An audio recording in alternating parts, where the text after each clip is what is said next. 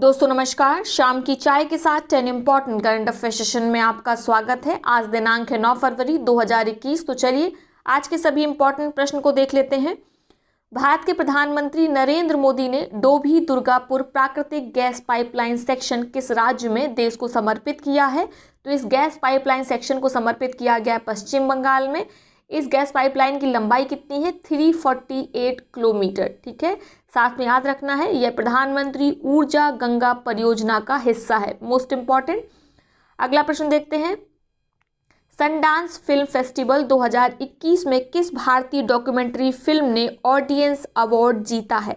आपको बताना है किस डॉक्यूमेंट्री फिल्म ने ऑडियंस अवार्ड जीता है। तो फिल्म का नाम है writing with fire. Most important, आने वाली किसी न किसी परीक्षा में यह प्रश्न आपको देखने को मिल जाएगा। यह जो फिल्म है ये किस पर आधारित है? एक न्यूज़पेपर है खबर लहरिया, ठीक है, उसका उदय कैसे हुआ उस पर आधारित है। याद रखना है किस न्यूज़पेपर पर? खबर लहरिया। और दोस्तों आपको बता दें यह भारत का एकमात्र समाचार पत्र है जिसे दलित महिलाओं के द्वारा शुरू किया गया। तो पहला भी है और एकमात्र भी है। इसके बाद कोई अन्य ऐसा अखबार नहीं शुरू हुआ जिसे दलित महिलाओं ने शुरू किया हो। तो यह दलित महिलाओं द्वारा संचालित भारत का एकमात्र समाचार पत्र है खबर लहरिया। और इसको संचालित करने में, शुरू करने में कौन कौन सी समस्या आई, किन किन समस्याओं से सामना करना पड़ा महिलाओं को, उसी पर आधारित यह फिल्म है राइटिंग विद फायर। ठीक है, अगला प्रश्न देखते हैं। शिक्षा मंत्रालय ने समग्र शिक्षा योजना से वित्त पोषित आवासीय विद्यालयों और छात्रावासों को नाम को किसके नाम पर रखने का निर्णय लिया है? तो हाल ही में शिक्षा मंत्रालय ने निर्णय लिया है कि 383 आवासीय विद्यालय और लगभग 680 छात्रावास खोले जाएंगे जिनका नाम किन के नाम पर होगा? नेताजी सुभाष चंद्र बोस के नाम पर। ठीक है, 383 आवासीय विद्यालय हैं और 680 छात्रावास हैं। अगला प्रश्न है। सार्वजनिक क्षेत्र की किस कंपनी ने लद्दाख में देश की पहली भूतापीय क्षेत्र विकास परियोजना को क्रियान्वित करने की घोषणा की है? यह करंट अफेयर हमने कल ही सॉल्व किया था कि जो भारत की पहली भूतापीय क्षेत्र विकास परियोजना है वो लद्दाख के लेह में शुरू की जानी है। और यह किसके द्वारा शुरू की जाएगी? ONGC के द्वारा। ठीक है, ऑयल एंड गैस कॉरपोरेशन के द्वारा। ठीक है, oil and natural gas corporation के द्वारा। इसकी स्थापना कब हुई थी? 1956 में। इसका हेडक्वार्टर कहाँ है? न्यू दिल्ली में। क्लियर। अगला प्रश्न देखते हैं। लखवाड़ बिजली परियोजना के निर्माण किस नदी पर किया जा रहा है यह बताना है। तो लखवाड़ बिजली परियोजना को हाल ही में पर्यावरण मंत्रालय ने मंजूरी प्रदान की है और इसको शुरू किया जाएगा यमुना नदी पर। ठीक है, मोस्ट इंपॉर्टेंट। अगला प्रश्न देखते हैं। किस राज्य ने भिखारी मुक्त अभियान शुरू किया है? यह प्रश्न भी आपको किसी न किसी परीक्षा में देखने को मिल जाएगा। थोड़े और किस्म के जो सवाल होते हैं जो आपके दिमाग में तुरंत क्लिक करते हैं वो एग्जाम में भी पूछे जाते हैं, वो एग्जामिनर के दिमाग में भी क्लिक करेगा। ठीक है, तो इस अभियान को कहाँ शुरू किया जा रहा है? राजस्थान में। इसके अंतर्गत ये नहीं है कि राजस्थान से सारे भिखारियों को हटा दिया जाएगा, बल्कि क्या किया जाएगा, एक तो इन्हें आश्रय प्रदान किया जाएगा ताकि यहाँ वहाँ भटके ना, भीख ना मांगे, साथ में इनका स्किल डेवलपमेंट कराया जाएगा। ठीक है, तो यह योजना है राजस्थान सरकार की कि पूरे राज्य को भिखारी मुक्त बनाया जाएगा। अगला प्रश्न है। राजस्थान में संसद के दूत पुस्तक के लेखक कौन हैं? इस पुस्तक के लेखक हैं डॉक्टर KN भंडारी और इस पुस्तक का विमोचन किसके द्वारा किया गया? उपराष्ट्रपति M वेंकैया नायडू के द्वारा। मोस्ट इंपॉर्टेंट, यह भी याद रखना है। अगला प्रश्न है। हाल ही में समाचारों में देखा गया श्रीविल्लिपुथुर ग्रिजल्ड गिलहरी वन्यजीव अभ्यारण्य किस राज्य में स्थित है? नाम थोड़ा अजीब सा है।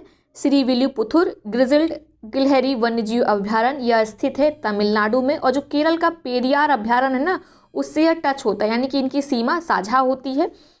इस जो ये वन्यजीव अभ्यारण्य है इसको कन्वर्ट किया जाना है बाघ अभ्यारण्य में, इसी कारण यह अभ्यारण्य चर्चा में आ गया। ठीक है, तो अगर पूछा जाए कोई नया अभ्यारण्य कैसे एग्जाम में आता है तो इसी तरीके से आता है। अगर वो चर्चा में रहता है तो वो आगे पूछ लिया जाता है, फिर आपको लगता है कि ये नया कहाँ से पूछ लिया गया। तो अगर आपको इन सब चीज़ों पे फोकस करना है तो ऐसे ही फोकस किया जाता है। आपको याद रखना है श्रीविल्लिपुथुर ग्रिजल्ड गिलहरी वन्यजीव अभ्यारण्य कहाँ है? तमिलनाडु में है। ठीक है, इस गिलहरी वन्यजीव अभ्यारण्य को बाघ अभ्यारण्य में कन्वर्ट किया जाना है। अगला प्रश्न है, कौन सा राज्य ई कैबिनेट लागू करने वाला देश का पहला राज्य बन गया है। मोस्ट इंपॉर्टेंट, ये आज नहीं तो 2 साल बाद पूछा जाएगा, लेकिन ये प्रश्न पूछा जरूर जाएगा कि पहला ई कैबिनेट लागू करने वाला पहला राज्य कौन सा था। उत्तर हो जाएगा हिमाचल प्रदेश। ठीक है, मोस्ट इंपॉर्टेंट, याद रखना है। तो ये है आज के इंपॉर्टेंट करंट अफेयर्स। हम अब आज के प्रश्न देख लेते हैं जिनका जवाब आपको कमेंट बॉक्स में देना है। जो सबसे पहले सही सटीक जवाब देगा उसका नाम अगले वीडियो में लिया जाएगा, साथ में उसकी कमेंट को पिन भी किया जाएगा। ठीक है, पिछले जो प्रश्न थे उनका जवाब सबसे पहले सुधीर कटियार जी ने दिया था, उनकी कमेंट को पिन कर दिया गया है। पहला प्रश्न है, कौन सा देश 2030 तक विश्व का सबसे बड़ा अपतटीय पवन फार्म स्थापित करेगा। आपका विकल्प है साउथ कोरिया, भारत, रूस, चीन। ठीक है, आपको बताना है कि विश्व का सबसे बड़ा ऑफशोर विंड फार्म कौन सा देश स्थापित करने वाला है। नेक्स्ट प्रश्न है, उड़ीसा की किस महिला अधिकारी को संयुक्त राष्ट्र के एशिया पर्यावरण परिवर्तन पुरस्कार से एशिया एनवायरमेंट इन्फोर्समेंट अवार्ड से सम्मानित किया गया है। यह प्रश्न भी जो आगामी परीक्षाएं हैं उनमें पूछा जाएगा। आपके विकल्प हैं गुंजन मुक्ति, सुष्मिता जैन, सस्मिता लंका या अर्चना। तीसरा प्रश्न है, विश्व व्यापार संगठन WTO की महानिदेशक बनने वाली पहली महिला कौन है। रॉबर्टो अजेवेडो, नागोजी ओंकोजो-इवेला, सीमा एला या इनमें से कोई नहीं। तो ये हो गए 3 प्रश्न जिनका जवाब आपको देना है। अब देख लेते हैं पिछले प्रश्नों को। तो पिछले प्रश्नों को देखें उसके पहले आपसे थोड़ी सी बात कर लेते हैं।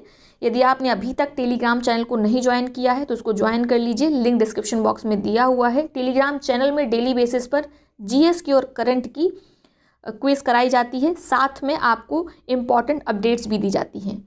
चलिए पिछले प्रश्न देख लेते हैं। निम्नलिखित में से किस आर्द्रभूमि को पक्षी अभ्यारण्य घोषित करने के उद्देश्य से पहली घोषणा की गई है। तो कलिबेली आर्द्रभूमि को कन्वर्ट किया जाएगा पक्षी अभ्यारण्य में। ठीक है, और कलिबेली आर्द्रभूमि यह है कहाँ पर, यह है तमिलनाडु में। मोस्ट इंपॉर्टेंट, ये जरूर याद रखना है कहाँ पर। ठीक है, अगला प्रश्न है, हाल ही में प्रधानमंत्री ने किस शास्त्रीय संगीत गायक को उनकी जन्म शताब्दी पर श्रद्धांजलि अर्पित की थी। इसका उत्तर था पंडित भीमसेन जोशी। ठीक है, तो ये है आज का सेशन।